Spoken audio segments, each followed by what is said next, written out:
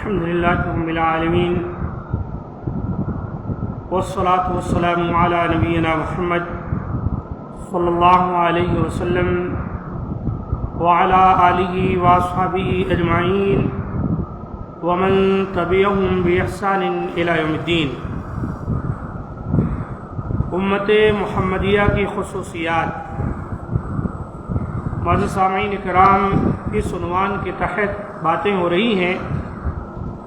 آج کے درس میں یہ بات آئے گی کہ زیادہ تر اہل جنت امت محمدیہ میں سے ہوں گے، یعنی جنت میں جانے والے زیادہ تر لوگ نبی صلی اللہ علیہ وسلم کی امت کے ہوں گے۔ حضرت عبداللہ رضی اللہ تعالیٰ عنہ بیان کرتے ہیں کہ رسول اللہ صلی اللہ علیہ وسلم نے فرمایا: اما ترضون ان تکونوا ربع اہل الجنہ، کیا تمہیں یہ بات پسند نہیں کہ تم اہل جنت کا چوتھا حصہ ہوگے؟ حضرت عبداللہ رضی اللہ تعالیٰ عنہ کہتے ہیں ہم نے خوشی کے مارے اللہ اکبر کہا۔ پھر آپ صلی اللہ علیہ وسلم نے فرمایا: اما ترضون ان تکونوا ثلث اہل الجنہ، کیا تمہیں یہ بات پسند نہیں ہے کہ تم اہل جنت کا تیسرا حصہ ہوگے؟ حضرت عبداللہ کہتے ہیں ہم نے خوشی کے مارے پھر اللہ اکبر کہا۔ اس کے بعد آپ صلی اللہ علیہ وسلم نے فرمایا: انی لارجو ان تکونوا شطر اہل الجنہ، میں اللہ تعالی سے امید کرتا ہوں کہ تم اہل جنت کا آدھا حصہ ہوگے۔ میں تمہیں عنقریب اس کے بارے میں خبر دوں گا۔ مسلمان کافروں کے مقابلے میں ایسے ہوں گے جیسے ایک سیاہ رنگ کے بیل پر ایک سفید رنگ کا بال ہو، یا آپ نے فرمایا جیسے سفید رنگ کے بیل پر ایک سیاہ رنگ کا بال ہو۔ صحیح بخاری کا حدیث ہے 6528 نمبر کی، صحیح مسلم میں 221 پر آئی ہے، واللفظ لمسلم۔ یہ حدیث امت محمدیہ کی فضیلت اور اس کی خصوصیت کو بیان کرتی ہے۔ روز قیامت جب جنت میں جائیں گے لوگ تو نبی صلی اللہ علیہ وسلم نے پہلے فرمایا کہ تمہاری تعداد چوتھائی ہوگی، پھر آپ نے فرمایا تمہاری تعداد ثلث یعنی 1/3 ہوگی، اور پھر آپ صلی اللہ علیہ وسلم نے فرمایا کہ مجھے امید ہے کہ تم آدھے ہوگے۔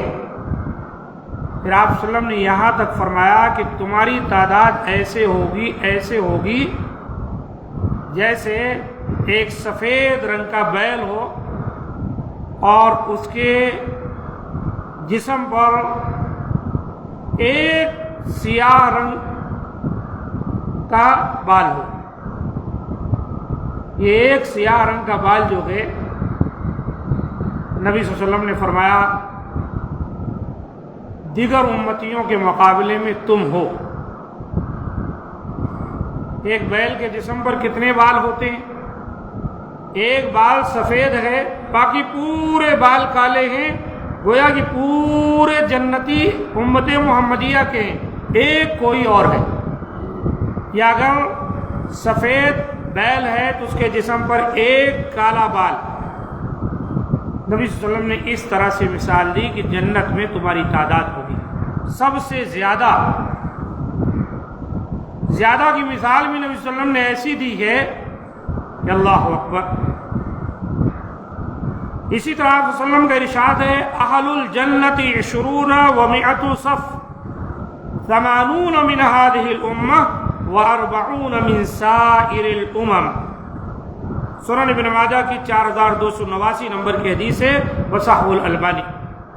اہل جنت کی 120 صفیں ہوگی، یعنی جنت میں جو لوگ جائیں گے ان کی 120 صفیں ہوگی۔ آپ صلی اللہ علیہ وسلم نے فرمایا 80 من هذه الامہ، اس 120 میں 80 صف جو ہے یہ اس امت یعنی امت محمدیہ کی ہوگی، و40 من سائر الامم، اور 40 صفیں جو ہے دیگر امتوں کی ہوگی۔ تو گویا نبی صلی اللہ علیہ وسلم نے جو بات یہاں بیان فرمائی وہ یہ ہے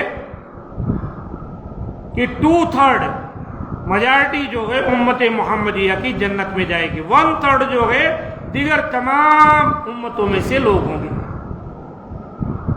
یہ امت محمدیہ کی خصوصیت ہی ہے۔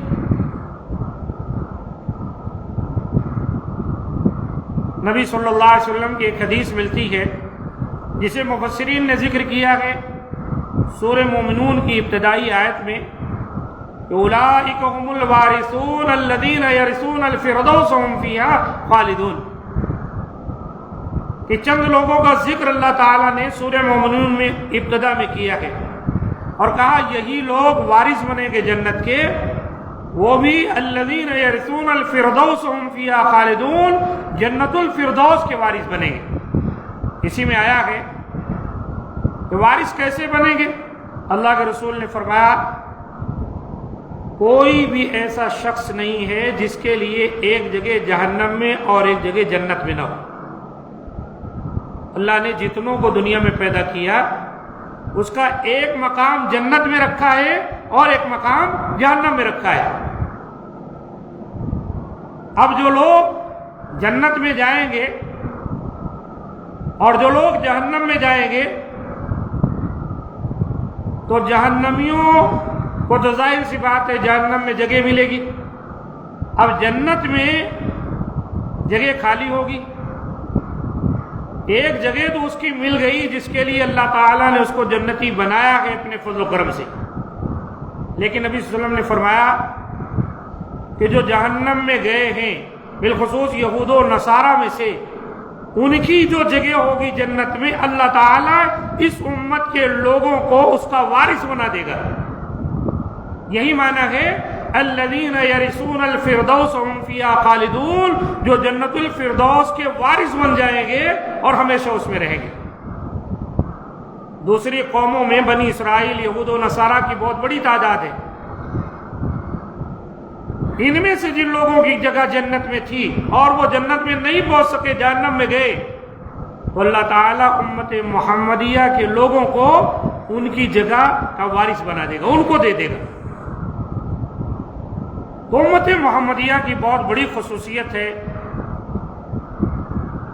ہم کو اور آپ کو چاہیے کہ اس بات کو سمجھیں۔ ایک حدیث میں یہ بھی آیا ہے کہ نبی صلی اللہ علیہ وسلم نے فرمایا قیامت والے دن ایسا بھی ہوگا کہ اللہ تعالیٰ بہت سے امت محمدیہ کے لوگوں کو جنت میں ڈالے گا یہ کہہ کر کہ تمہارے مقابلے میں یہ یہودی یہ نصرانی جہنم میں ڈالا جاتا ہے اور تم آزاد ہوتے ہو جنت میں جاؤ۔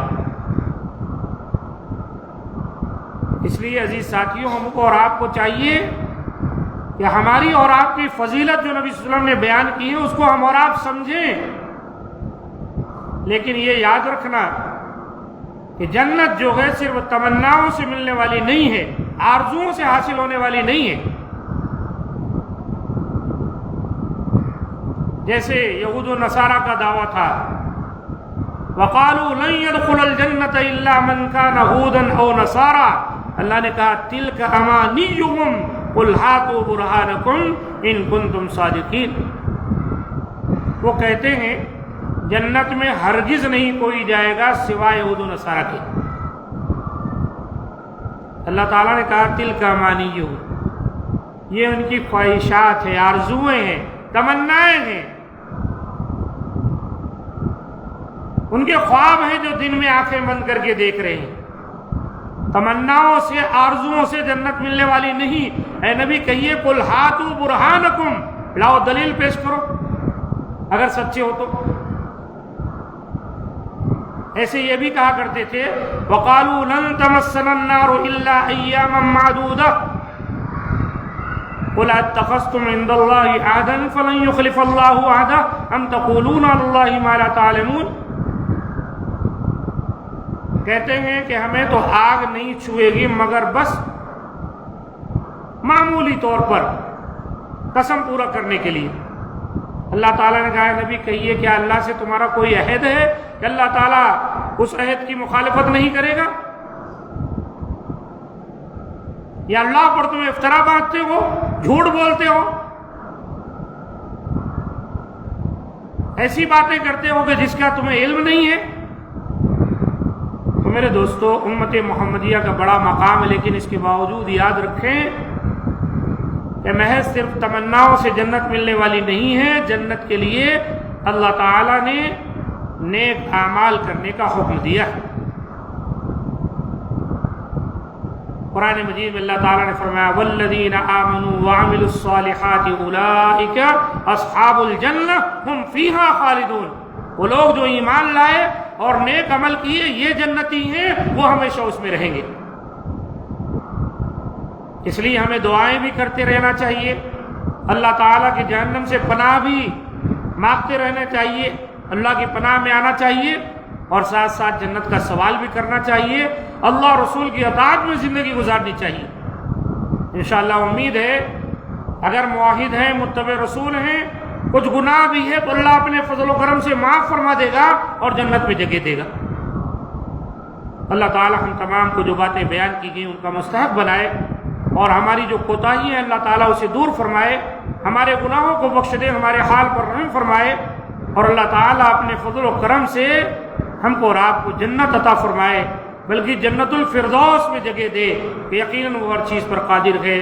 سبحان ربک رب العزۃ عما یصفون وسلام علی المرسلین والحمد للہ رب العالمین۔